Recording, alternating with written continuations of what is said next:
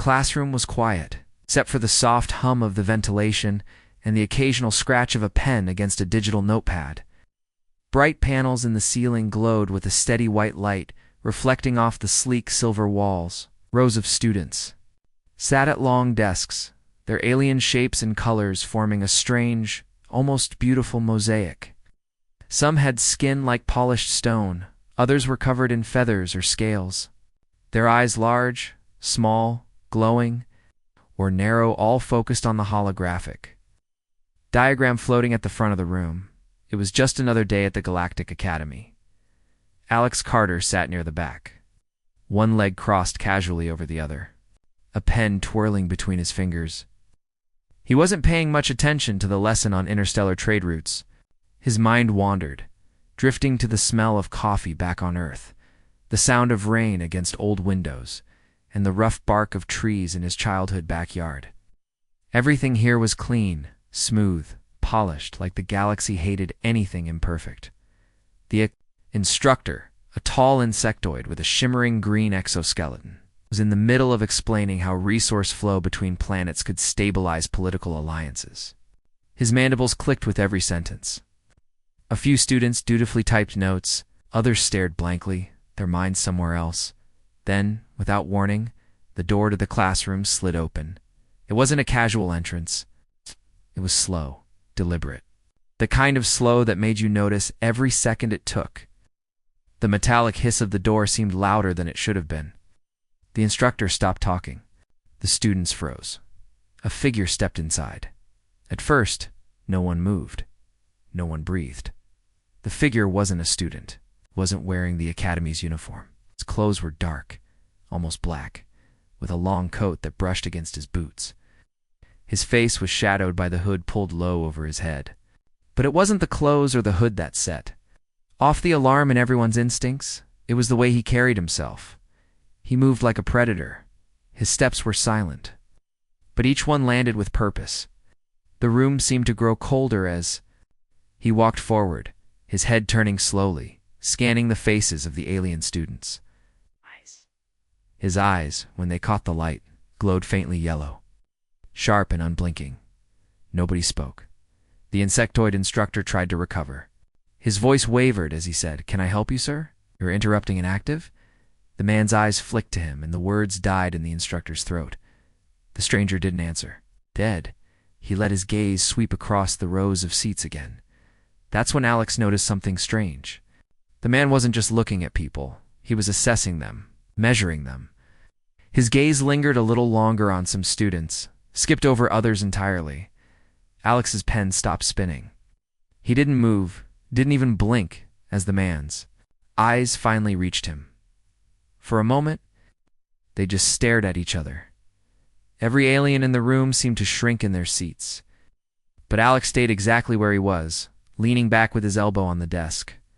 If he felt fear, it didn't show. The man's head tilted slightly, as if curious. Alex noticed the faint outline of a weapon under the man's coat. Not a blaster, but something smaller, faster. A blade. His posture, his balance, the way he favored his right side. Everything screamed danger. The tension was thick enough to choke on. The instructor tried again, his voice trembling. "Sir, this is a restricted area. I will have to," the man finally spoke.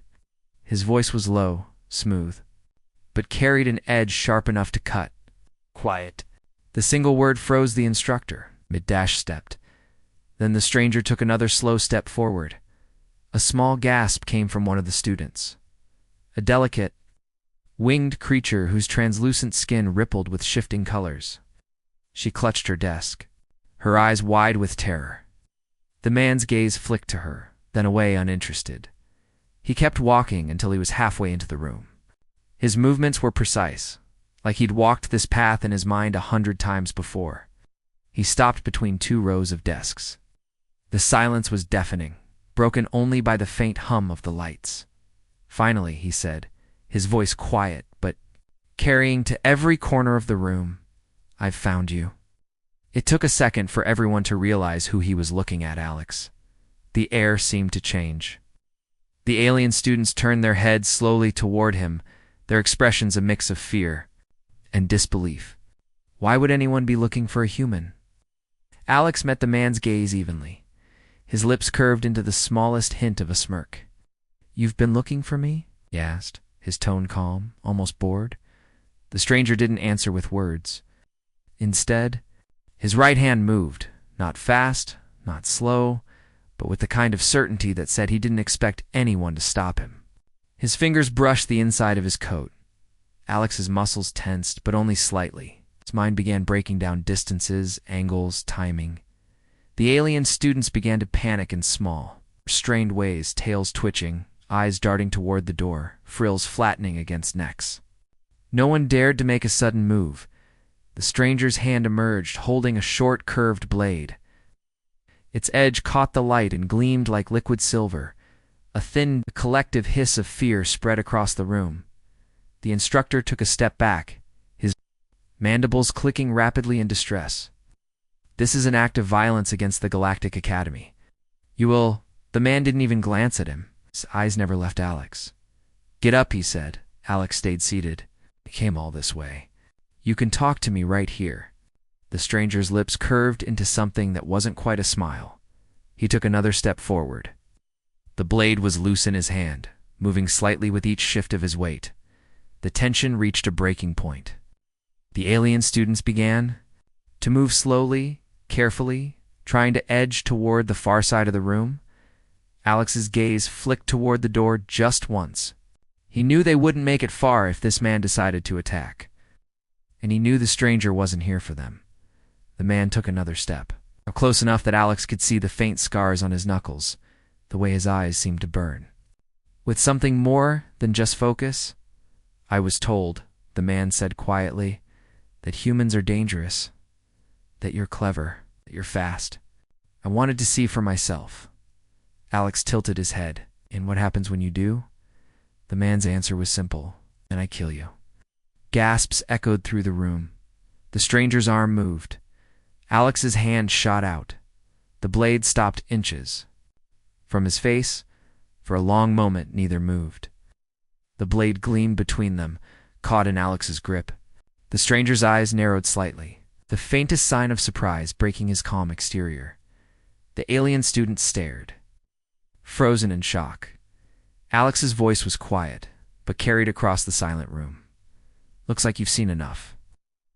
Man didn't reply, but his other hand twitched, and Alex knew this wasn't over.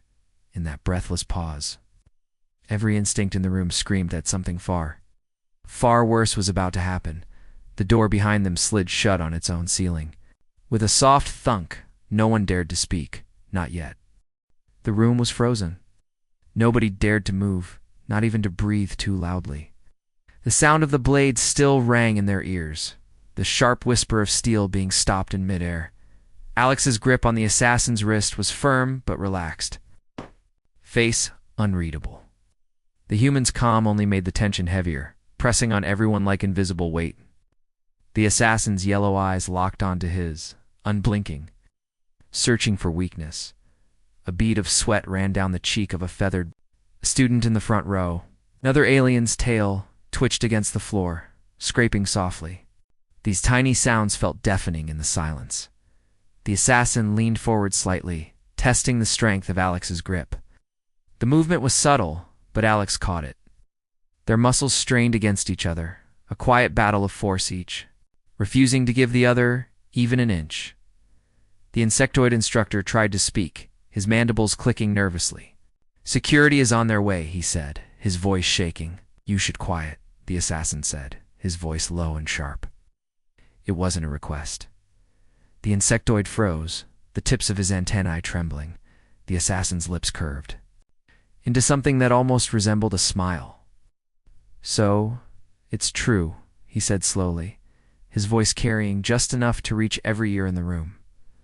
"A human really is dangerous." Alex didn't answer. He simply pushed the assassin's wrist downward. Forcing the blade away from his face, the assassin stepped back, slipping the blade into his coat without taking his eyes off Alex. Then he spoke again, not to the class, not to the teacher, but only to him. "I've been looking for you for a long time." Some students glanced at each other nervously. Why would someone risk breaking into the most secure school in the galaxy just to find one human? Alex finally spoke, his tone calm but edged with something harder. Then you wasted your time. The assassin's head tilted slightly as if studying. Him, we'll see. Without warning, the lights flickered. Every alien in the room tensed. The ventilation hummed for a moment, then stopped. The glowing panels overhead dimmed, throwing the room into a pale, shadowed half-light. The insectoid instructor took a cautious step toward the wall controls, but the assassin's hand shifted. Toward his blade again, just a small movement, but enough to make the teacher stop in his tracks. Somewhere outside, faint footsteps echoed in the hallway. More than one set, the assassin didn't seem worried. In fact, he looked almost amused. You think they can protect you? He said softly to Alex. You think anyone here can? Alex didn't answer right away. His eyes flicked toward the door for the briefest second. Whoever was coming, they were still too far to help. I don't need anyone to protect me, Alex said finally. The assassin's faint smile deepened. Good, you'll need that. He took one slow step backward. The lights flickered again, and in that heartbeat of darkness, he moved. When the light came back, he was gone. Gasps and whispers filled the room. The instructor rushed to the wall console, frantically calling for security. Several students stood up, looking around wildly, their alien eyes scanning every corner as if the assassin might reappear any second. But Alex stayed seated, his gaze still fixed on the spot where the man had stood. He didn't smile. He didn't relax. He just knew this wasn't the last time he would see him. And next time, there wouldn't be a classroom full of witnesses. The classroom was still buzzing with nervous whispers when the first shout came from the hallway. It was a short, sharp cry, then silence. Everyone froze. The insectoid instructor looked toward the sealed door, his antennae twitching violently. That wasn't security, he said in a low, uneasy tone. Alex's eyes narrowed. He could hear it too, a faint scraping like metal against metal, followed by the soft thunk of something being placed against the wall outside. Then, without warning, the door slid open. The assassin was back. This time, he didn't bother with slow, dramatic steps. He moved like a shadow given purpose, fast, silent, precise. His blade flashed into his hand in one smooth motion. Aliens screamed. Chairs clattered to the floor as students tried to scramble back. The instructor stumbled away, his mandibles clicking wildly. But Alex didn't move from his seat. The assassin lunged, to the untrained eye. It happened in a blur, but to Alex, every detail unfolded in perfect clarity. He saw the shift in the assassin's shoulders, the pivot of his foot, the angle of the incoming strike. His body reacted before his mind finished processing. He stood and sidestepped in one motion, his hand snapping up to catch the assassin's wrist. The blade stopped less than a hair's breadth from his face, and in the next instant, Alex twisted sharply. There was a sharp crack as the assassin's grip faltered. The blade clattered to the floor. Gasps filled the room. No alien here had. You ever seen something move that fast? The assassin didn't seem rattled. In fact, he looked almost pleased. His free hand shot forward toward Alex's throat, but Alex caught that too. Spinning on his heel to use the man's own momentum against him, the assassin hit the desk hard enough to rattle the surface. What? He was already moving again, sweeping a leg low to trip Alex. Alex jumped over it, grabbed the back of the assassin's coat, and slammed him forward into the next desk. The alien sitting there, a small, trembling rodent-like creature, squealed and ducked out of the way. The two locked eyes again, breath sharp, tension like static between them. You're quick, the assassin said, his voice low. For someone so far from home. Alex's grip tightened. You have no idea. The assassin's faint smile returned. No, he said, I think I do. Before Alex could answer, the lights went out completely. Panic erupted instantly. Students shouted, chairs toppled. The instructor yelled for calm, but it was impossible to tell where anyone was. Alex felt the shift in the air a split second before the assassin moved again. Instinct took over. He ducked, felt the rush of air as a strike passed over his head. and caught the man's arm in the dark. They struggled in silence, no taunts, no wasted words, only the sound of movement and the occasional grunt of effort. Somewhere to his left, a student cried out in pain. Somewhere else, someone was pounding on the door then, just as suddenly as it had gone dark. The lights flickered back on. The assassin was gone, in his place. A faint line was scratched into the surface of Alex's desk, a single symbol. Not human, not alien, something older. Alex stared at it for a long moment. Whatever game this was, it wasn't random. The assassin was sending a message, and Alex had the sinking feeling he already knew what it meant. The air in the dormitory felt heavier than it should, like the walls themselves were holding their breath.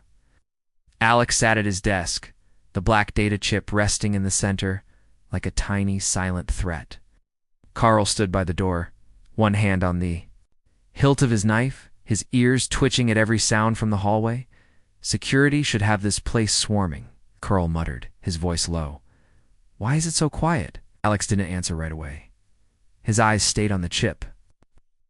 Turned it once between his fingers, feeling the faint texture of the engraved symbol. Because whoever left this wanted me alone when I found it, he said. He reached for his datapad. Carl stepped forward quickly. Alex, I'm not plugging it into the network, Alex interrupted. I'm using a dead unit. Number. Connection, just the chip. Carol Estale lashed nervously, but he didn't stop him. The datapad powered up, its pale blue light casting long shadows across the room.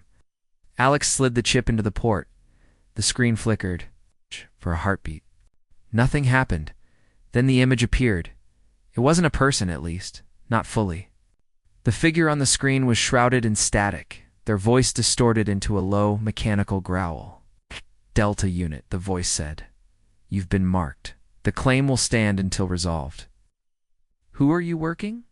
4. The static figure tilted its head slightly, Project must be completed. Others are already on their way. You will not survive the night if you remain. The screen went black. Carl swore under his breath. What does that mean? A sound cut him off. Heavy, deliberate footsteps echoed from the corridor outside. Not one set. Several, Alex. Stood, sliding the chip into his pocket. It means we're out of time. The footsteps grew louder. There was no mistaking the metallic rhythm. Combat boots on reinforced flooring. Shadows shifted under the door, long and sharp. Carell moved to the window. We could climb before he could finish. The lights in the hallway flickered. A low hum vibrated through the air, followed by a click as the lock on the door disengaged on its own. Alex's eyes narrowed. They're not knocking. The door swung open. 3 figures entered, each wearing the same dark, almost featureless armor. Their faces were hidden behind mirrored visors, their movements smooth and in sync. Each carried a weapon, too, with blades. One with a compact plasma pistol. The one with the pistol spoke, voice muffled through the helmet. Delta Unit, come quietly. Alex glanced at Carl, then back at the intruders. Not happening. The lead figure raised the pistol. Then you die here. Before the shot could fire, Alex moved. He ducked low, sweeping a leg under the first blade wielder. The armored figure crashed to the floor, weapon skidding away, lunged at the second with his knife, slashing across the attacker's forearm. Sparks flew as the blade cut through some kind of energy shielding. The one with the pistol fired, the plasma bolt hissed past Alex's shoulder, scorching the wall. Alex closed the distance in 2 steps, grabbing the shooter's wrist and slamming it against the edge of the desk. The pistol fell, and Alex kicked it out of reach. The fight was close, fast, and brutal. Armor clanged against metal, boots scraped the floor, and every move was met with counters, reversals, and strikes. One of the attackers barked into a come, target engaged. Send the others, but Alex silenced him with an elbow to the side. Of the helmet, Carell ducked another swing, panting hard. How many more are there? Alex didn't answer. He already knew the truth enough to fill the building. Somewhere down the hall, more footsteps were coming. Dozens this time. Alex grabbed Carla's arm. "We need to move." Now they darted into the corridor, weaving between pools of flickering light. Behind them, the sound of pursuit grew louder, the metallic stamp of boots echoing through the Academy's pristine halls. Alex's mind was already working, mapping the building, plotting exits, but he also thought about the message on the chip. They weren't here just to kill him. They were here to take him, and that meant the night was far from over. The world came back to Alex in fragments. First, the smell, damp metal, oil, and something faintly acidic. Then the sound, a slow, steady drip of water somewhere close, the hum of machinery deep in the walls. Finally, the pain, a sharp throb in his left temple, and the weight of cold. Metal around his wrists and ankles. He was chained to a chair. Room was small and dim, lit only by a single overhead strip that flickered now and then, throwing the walls into momentary shadow. There were no windows, no obvious doors, just flat gray panels that seemed to hum faintly with hidden power. Alex tested the chains. They were tight, the metal biting into his skin when he pulled. Whoever had put him here had experience with human strength. A voice came from the darkness in front of him, still breathing. Good. The assassin stepped into the light. He wasn't wearing the hood now. His hair was short, dark, and streaked with gray at the temples. His face was lean, angular, with eyes that still glowed faintly yellow in the half-light. He looked older up close, but no less dangerous. Alex's jaw clenched. "You could have just sent me a message. Chain seemed a bit much." The assassin smiled faintly. "You'd have ignored a message. This you'll pay attention to." Alex kept his voice level. "What do you want?" The assassin circled him slowly, like a predator assessing the condition of its prey. "You know exactly what I want. Project Delta Unit. The weapon your parents stole." Alex shook his head. "There's no weapon." "Oh, there is," the assassin said, stopping in front of him. "And you're going to tell me where it is?" Alex stared at him. "And if I don't?" The assassin's smile didn't fade. "Then I make this very unpleasant for you." For a long moment, neither spoke. The hum of the walls filled the space between them. Finally, Alex said, "If you know anything about the project, you know it didn't work. Whatever you're looking for doesn't exist anymore." The assassin leaned down until their faces were only inches apart. "It worked well enough to make you—" Alex didn't flinch, but inside, his thoughts tightened like a coil. The assassin straightened, pacing slowly. "You were designed for survival. Adaptation. Efficiency under stress. They wanted to see if a human could be more than a Deathworlder, if you could be a weapon the galaxy couldn't predict. They succeeded, but they lost control of you. And now," his voice dropped, "now, someone else wants you back." Alex's gaze didn't waver. "Who?" The assassin chuckled without humor. "You'll meet them soon enough." Before Alex could press him further, the wall behind the assassin hissed and slid open. A tall, armored figure stepped in, bulkier than the others Alex had fought, with a mask that hid every inch of their face. Their voice was a deep, metallic rumble. "Time's up. We move now." The assassin glanced at Alex, then back at the newcomer. "He's not ready." "Doesn't matter," the masked figure said. "The others are here." Distant rumble shook the room like an explosion far away. Dust drifted down from the ceiling. The masked figure turned toward the door. "Get him up. We're leaving." The assassin's gaze returned to Alex. "Looks like your friends came to visit." Chains unlocked with a sharp click. The assassin pulled Alex to his feet, keeping a firm grip on his arm. Alex's mind raced. If Carol and the others really were here, this might be his only chance.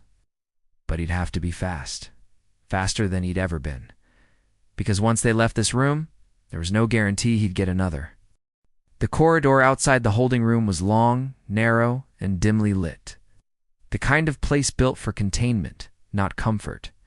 The assassin kept a hard grip on Alex's arm, steering him forward while the masked figure took point, their heavy boots thudding against the metal floor every few steps. The walls trembled faintly, muffled thumps and shouts coming from somewhere deeper in the facility. Alex's mind locked onto them. Explosions, gunfire, footsteps, 'cause all the masked figures spoke without turning. They breached the outer wall. More than one entry point. The assassin's voice was calm. Then they've made a mistake. Alex glanced sideways at him. You sound confident for someone about to get outnumbered. The assassin smirked faintly. You're assuming they're here to win. They rounded a corner and entered a wider chamber lined with crates and dim overhead lights. It looked like some kind of loading bay big enough for ships to dock, but now silent except for the low hum of standby machinery. That's when Alex felt it. The grip on his arm loosened. The assassin's attention wavered, just for a fraction of a second, as he scanned the shadows at the far end of the room. It was enough. Alex twisted hard, breaking the hold. In one fluid motion, he drove his elbow into the assassin's ribs, then slammed his heel against the back of the masked figure's knee. The big one stumbled forward, and Alex wrenched the blade from the assassin's belt. The assassin's expression shifted. Not anger, not surprise, but something sharper.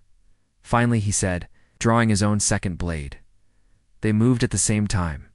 The clash of steel rang through the bay, fast and relentless. The assassin's strikes were precise, aimed. To disable, Alex's were faster, roar, forcing him back with sheer momentum. Every block sent vibrations up his arm, but he didn't stop. Not now. Not when every move brought him closer to ending this. The masked figure recovered quickly, lunging toward Alex with a heavy swing. Alex ducked under it, grabbing a loose chain from a nearby crate and snapping it around the man's forearm. With a sharp pull, he yanked him off balance and into a stack of metal containers. The crash echoed like thunder. The assassin pressed the attack, their blades a blur in the dim light. Sparks flew as steel met steel, the edges catching and sliding, each strike harder than the last. Alex caught his opponent's wrist mid-swing and shoved hard, sending the blade clattering across the floor. Before the assassin could recover, Alex slammed him against a crate, pinning him there with the stolen weapon at his throat. This ends now, Alex said, voice low and steady. The assassin didn't flinch. You can kill me, but others will come. You're marked. Delta unit. That doesn't go away. Alex's grip tightened and let them come. The bay door behind them exploded inward, sending smoke and shrapnel across the floor. Figures moved through the haze. Carl at the front, his knife in hand, flanked by two alien classmates wielding scavenged weapons. The assassin's gaze flicked past Alex, calculating. Another time then. With a sudden, practiced motion, he slipped free, a twist of the shoulder, a step to the side, and disappeared into the chaos. Carol reached Alex, panting. We're not staying. Docking bay's clear on the other side. We move now. Alex nodded, following him toward the breach. The masked figure was gone too, leaving only the fading sound of retreating footsteps. As they slipped into the night, Alex looked back once at the empty bay. He knew this wasn't over. The mark was still on him. The hunt wasn't finished. But tonight, they'd learned something. Humans weren't just survivors. They were predators too.